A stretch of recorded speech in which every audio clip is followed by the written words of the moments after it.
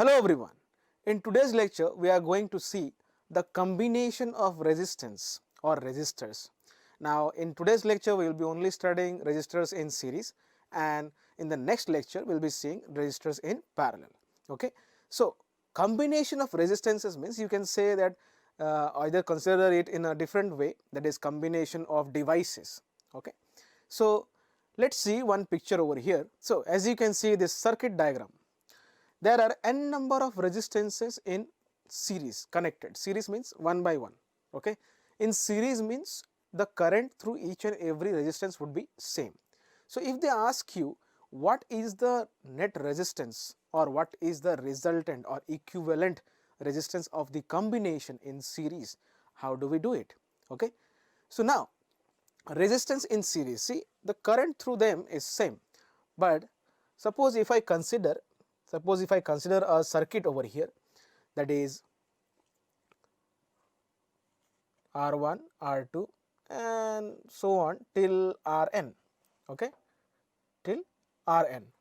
So, R1, R2 till Rn, and they are in series, and there is one source of voltage V which is supplying current to all the resistances connected in series. Okay. Now, as you can see, current would be same, I know, right, that is all the resistances will have same current because they are connected in series. We know the meaning of that, right. So, now if I use a voltmeter and see what is the potential drop across this and this till n, they all will be different because resistances over here are different, isn't it. So, what I will get is that potential drop across each and every resistance, when I add them all, I will get total potential V, that is a supply voltage. That is, suppose I use one voltmeter over here, okay, over here also in parallel, as you know, because voltmeters are used in parallel in order to find out the potential drop across it. So, over here the reading would be V1, over here V2, over here Vn.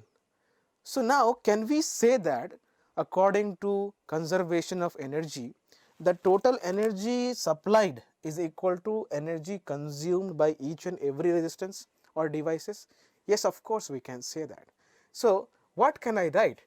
The total potential supplied or voltage supplied is nothing but voltage across R1 plus voltage across R2 plus voltage across R3 and so on till voltage across Rn. Can we write that? Of course we can. Now, as we know according to Ohm's law or by Ohm's law, that V equals to I into R. So, as you can see, the total current or equivalent current is I. So, instead of total potential or voltage, what can I write? I into R equivalent, that is equivalent of all the resistances.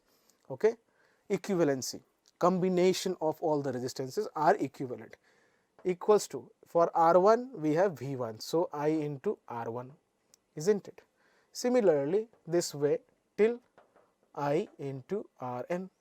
So, what do we have over here? I is common on both hand sides, I gets cancelled. So, R equivalent in series combination for n number of resistances would be R1 plus R2 plus R3 and so on plus Rn, right. I hope you got that. So, this is the resistance in series,